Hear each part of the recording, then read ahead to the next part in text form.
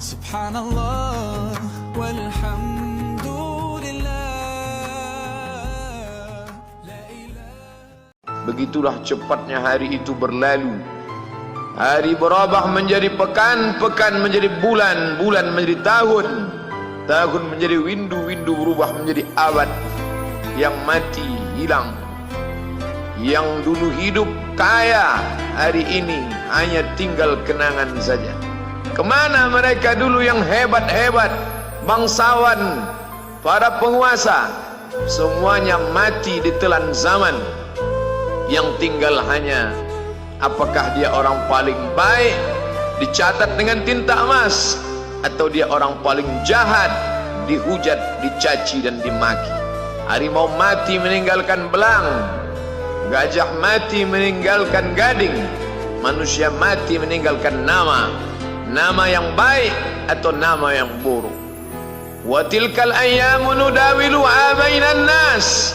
Demikianlah hari demi hari kami pergantikan di antara manusia. Untuk apa hari ini dirubah Allah Ta'ala? Mengapa hari ini datang silih berganti dan kita ada di dalam zaman itu? Liya'lamallahu alladhina amanu. Allah ingin menguji siapa yang imannya tetap istiqamah, siapa yang masih tetap beriman sampai hari ini. Khatib mengucapkan alhamdulillah, nikmat yang paling besar adalah nikmat istiqamah dalam iman dan Islam. Berapa banyak ketika hari berubah, yang dulunya dia adalah orang baik-baik, hari ini berubah menjadi tidak baik. Yusbihu mu'minan, pada waktu pagi dia beriman, wa yumsi kafiran, petang hari dia berubah menjadi kafir. Maka kita selalu meminta, ya muqallibal qulub, wahai engkau yang membolak-balikkan hati, tsabbit qulubana, kokohkan hati kami, ala dinik, dalam agamamu, wa ala ta'atik, dalam ketaatan kepadamu. Berapa banyak yang dulu susah melarat, miskin, untuk sesuap nasi pun sulit, tapi begitu dilapangkan Allah rezekinya, tidak menjadi hamba yang bersyukur. Dia lalai, dia sangka itu karena jerih payahnya, dia kufur nikmat Allah Subhanahu wa ta'ala. Tapi siang hari ini alhamdulillah, ada hamba yang disehatkan Allah, dia tetap bersyukur. Ada hamba yang ditingkatkan Allah rezekinya, dia tetap bersyukur. Ada hamba yang dinaikkan Allah kuasanya, dia tetap bersyukur. La in syakartum, kalau kamu syukuri nikmat itu, la azidannakum, pasti akan kutambah. Wala in kafartum, tapi ingat, kalau kamu kufur, kamu ingkar, inna azabi lasyadid, azabku amat sangat hebat, amat sangat dahsyat, amat sangat mengerikan. Berapa banyak orang di masa lalu mati dalam azab Allah Subhanahu wa ta'ala. Tapi itulah manusia, diambil dari kata nasya, lupa. Dia tidak pernah ingat apa yang pernah ditimpakan Allah kepada kaum-kaum sebelumnya. Wa ila samud akhahum salihah, kepada kaum Samud diutus Nabi Saleh. Mana mereka sekarang? Punah, musnah, tidak ada lagi di atas muka bumi Allah. Wa ila Madyan akhahum Syuaiba, kepada kaum Madian diutus Nabi Syuaib. Mana mereka sekarang? Punah, musnah, tidak ada jejaknya di atas muka bumi. Wa ila Adin akhahum Huda, kepada kaum Ad diutus Nabi Hud. Tidak satu pun ada di atas muka bumi. Tapi orang tetap juga angkuh dan sombong. Memang itulah manusia yang berada di atas muka bumi Allah Subhanahu wa ta'ala. Maka orang-orang yang baik tidak pernah berhenti mengajak kepada kebaikan. Umat ini dikatakan baik bukan karena banyak ibadahnya. Umat ini dikatakan baik bukan karena dia pergi bolak-balik ke kota Makkah Al-Mukarramah untuk haji dan umrah. Allah puji umat ini, kuntum khaira ummah, kalian umat terbaik. Kapan?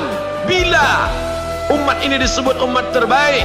Ta'muruna bil ma'ruf, ketika engkau sanggup mengingatkan saudaramu dalam kebaikan.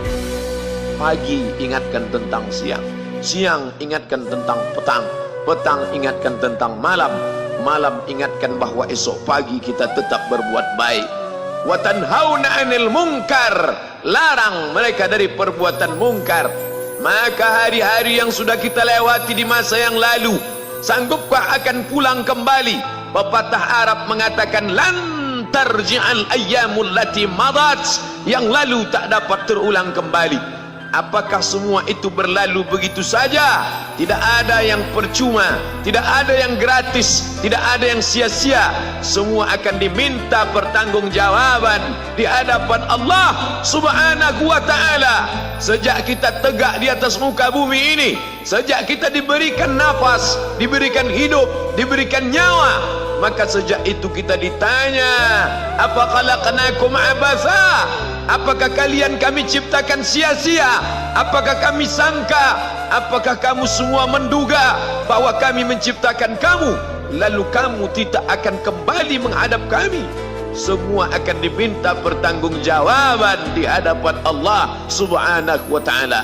Tidak ada kata yang dapat terucap dari lidah orang beriman selain ucapan astaghfirullahaladzim. Ampunkan segala dosaku di masa yang lalu. Aku lalai dan lupa ya Allah. Kami termasuk orang-orang yang menghilangkan usia kami ya Allah. Kami tak tahu ke mana umur kami selama ini. Berapa jam untuk perbuatan dosa, berapa untuk perbuatan maksiat. Padahal ketika tiba masanya, kami semua akan menghadapmu, dan pada saat itu semua akan dihitung menit demi detik. Detik semuanya tak ada yang dapat dari luput panggilan Allah Subhanahu wa ta'ala. Tidak ada yang lepas daripada pengawasan. Inna alaikum lahafizin, bersama kamu ada malaikat hafazah kiraman mulia, katibin mencatat, ya'lamuna ma taf'alun, dia tahu semua yang kamu lakukan. Betapa waktu-waktu yang lalu itu tak dapat kita tebus dengan apapun selain kita perbaiki di masa yang akan datang. Tingkatkan kualitas salat berjamaah, tingkatkan membaca Al-Quran. Andai usia kita sudah lanjut, tak dapat kita jemput, maka kita didik anak cucu generasi akan datang menjadi generasi yang Qurani dan Islami. Sab'atun yudhilluhumullah, ada 7 di antara yang dapat naungan Allah. Yauma la dhilla illa dhilluh, hari itu tidak ada naungan kecuali naungan Allah Subhanahu wa ta'ala. Di antara yang mendapat naungan itu adalah syabun, anak muda, nasya'a fi ibadatillah, anak muda yang tumbuh beribadah kepada Allah Subhanahu wa ta'ala. Andai masa muda kita penuh dosa, andai masa muda kita penuh narkoba, andai masa muda kita penuh zina, wal iyadzubillah wa na'udzubillah, jangan sangka Allah tutup pintu taubat. Innallaha la yaghfiru ayyushraka bihi, Allah tak terima taubat orang yang mempersekutukannya. Wa yaghfiru ma duna dzalika liman yasha, tapi taubat selain itu diterima, dibukakan Allah Ta'ala. Mari perbaiki anak menantu, cucu, kawan, sahabat, andai talat, ajak ke jalan Allah Subhanahu wa ta'ala. Itulah salah satu memperbaiki yang masa lalu, kita perbaiki di masa yang akan datang. Di antara tujuan Allah mengapa dia buat kita masih hidup di akhir tahun ini, ya'lamallahu allazina amanu, Allah menguji siapa yang masih tetap dalam istiqamah iman dan Islam. Tujuan kedua, mengapa Allah buat kita hidup sampai hari ini? Wa yattakhidha minkum syuhada, wa yattakhidha minkum syuhada, Allah ingin melihat siapa di antara kita ini yang layak untuk menjadi syuhada, iskariman, hidup mulia, au mutsyahidan, atau mati syahid. Pilihan orang Islam tidak banyak. Kalau hidup, hidup mulia. Kalau mati, mati syahid. Jangan hidup hina, mati terlunta-lunta, tidak diterima Allah Subhanahu wa ta'ala. Hidup mulia atau mati syahid dipersaksikan oleh para malaikat. Man kharaja fi talabil ilmi, siapa yang keluar rumah dengan niat menuntut ilmu, fahuwa fi sabilillah, maka dia seperti orang yang berjihad fi sabilillah, yang jauh meninggalkan kampung halaman, menuntut ilmu di perantauan. Jangan kau sangka kau anak yang terbuang, engkau adalah seorang syahid andai mati dalam perjalanan, maka matimu adalah seorang yang mati syahid. Mencari rezeki yang halal, meninggalkan anak dan istri demi untuk memberikan nafkah, menjaga diri dari riba, menjaga diri dari haram, menjaga diri dari syubhat. Ditinggalkan anak yang masih kecil, istri yang memerlukan kasih sayang. Kutinggalkan kalian bukan karena hawa nafsu, tapi ingin mencari yang halal. Tetesan air mata, penuh keringat dan kerinduan, munajat di tengah malam, dibayar Allah Ta'ala dengan tetesan darah seorang syahid. Man mata duna malihi, siapa yang mati membela kehormatan hartanya, fahuwa syahid, maka dia mati syahid. Betapa seorang yang susah melarat hanya untuk menjaga diri dari yang haram dan syubhat, Allah muliakan dia. Inna akramakum indallah, yang paling mulia di antara kamu di sisi Allah, atqakum, yang paling takut kepada Allah. Ramai kita di rumah Allah ini, yang paling kaya kah yang paling mulia? Tidak. Yang paling ganteng dan paling hebat kuasanya kah yang paling mulia? Bukan. Yang paling berilmu, buya, kiai, ulama, apakah dia yang paling mulia? Tidak ada jaminan.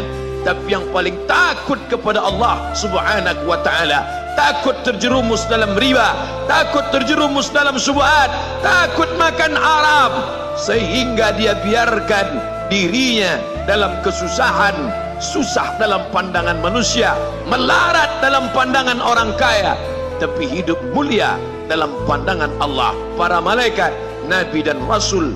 Hari ini orang itu dikatakan bodoh, hari ini dia dikatakan goblok, hari ini dia dikatakan kamu tolol sekali. Mengapa tidak kamu pakai kekuasaanmu? Mengapa tidak kamu pakai kesempatan? Hidup hanya sekali, pakailah sesuka hati. Tapi dia takut kepada Allah Subhanahu wa ta'ala. Pagi dan petang dia katakan, Allahumma ajirna minan nar, Allahumma ajirna minan nar, Allahumma ajirna minan nar. Selamatkan kami, aku, istriku, anakku, keluargaku dari api neraka ya Allah.